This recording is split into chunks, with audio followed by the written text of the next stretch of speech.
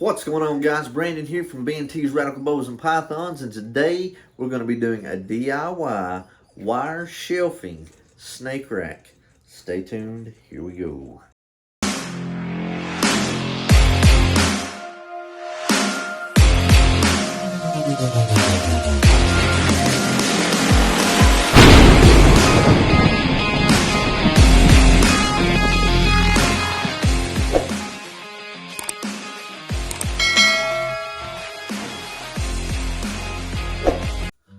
Okay guys, so now we're about to go over some of the supplies that you're going to need to build this rack. So one is you're going to need the wire shelving. Not one, but two. I have two here in the boxes that I'll be showing you and setting up here in just a few minutes. But you're also going to need some totes. You can either do 6 quart, you can do 15 quart, 32 quart. We are building this for a baby rack, so we're using 6 quart tubs. If I was going, a little bit older, I would go with either a 15 quart or a 32 quart. So again, you're going to need 2 of the wire shelvings. You can purchase these on Amazon. Walmart has them. I would get the ones that have the 5 shelves on them. That's just more shelving basically. And so you're also going to need some of this Reptile heat cable.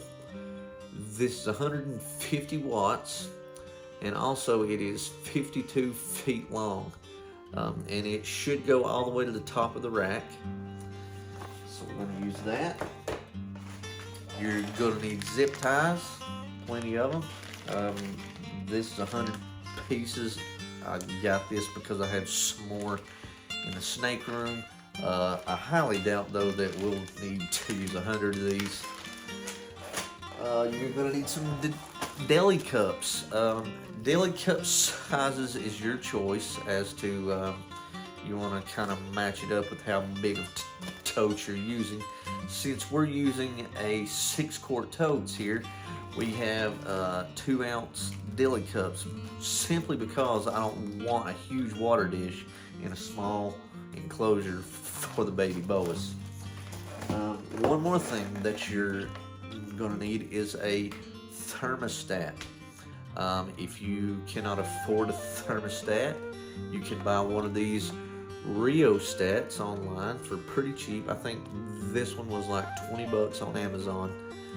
It's nothing special, nothing like that, but you can plug it into, you can plug your heat cable into this, and this will regulate your temperature on the rack.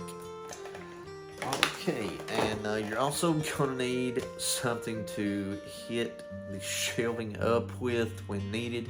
So I would just use a hammer, or you can use your hands, but I promise you, after you are done building that whole rack, and you keep doing this on every shelf, your hands are going to be pretty sore. So I would go with just a small hammer or something like that. Anyways, guys, let's go ahead and get started. Here we go. Okay guys, so as you can see, I've already started the rack here a little bit. I just wanted to show you how each row is going to look here.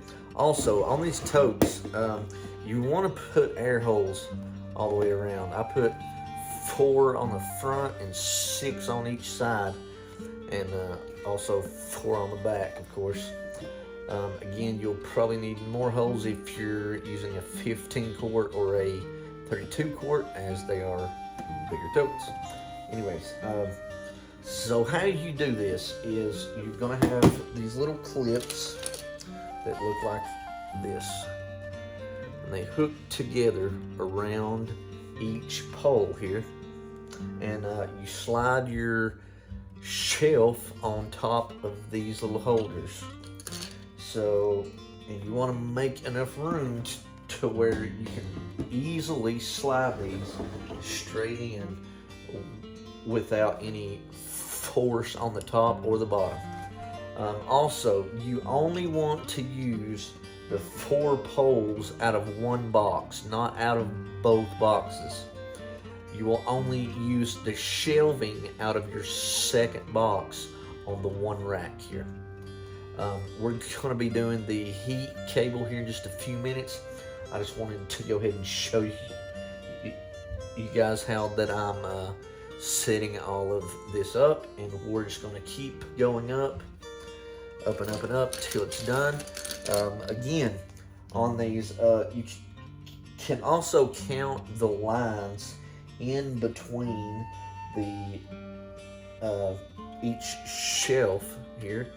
And right now I have 1, 2, 3, 4 lines that are showing, so I know on the next shelf that I need to go all the way up to the 5th one, and then put your clips. So you're going to go 1, 2, 3, 4.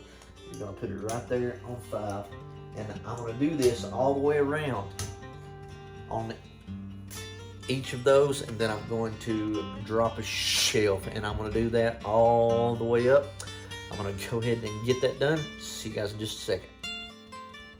Okay guys, so starting on the heat cable, you want to start, here's 1, here's 2, here's 3. You want to start right here on the 3rd one. This heat cable actually has a little black place that's right here up under this. You want to start it there, because that is where your heat actually starts. So you want to go through here,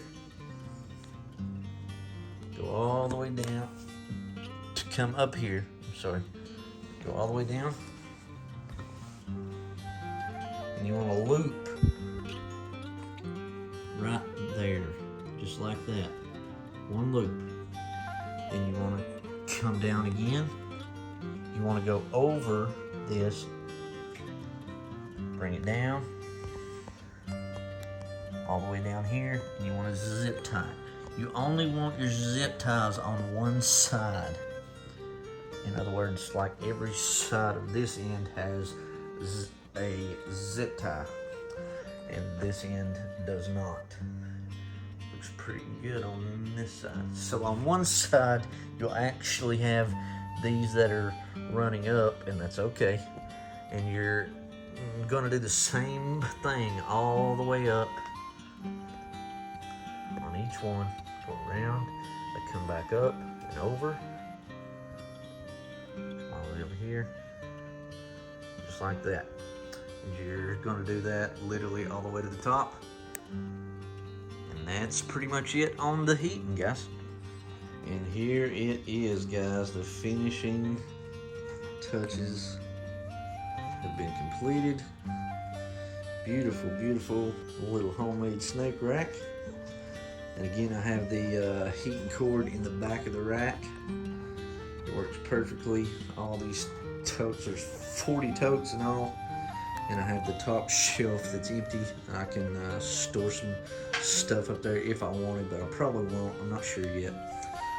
Also, a huge shout out to Eric Rayleigh from Smoky Mountain Mutations. He let me purchase this rack off of him. It is a Vivarium Electronics i10. Absolutely great for a little baby rack. It's awesome. Really, really grateful for that. I really appreciate you, Eric. Anyways, guys, that's it. That's all I have for this video. We're hoping that these guys who are breeding and those guys that are breeding will have some beautiful, beautiful babies, hopefully. And that's all we got, guys. Have a good one.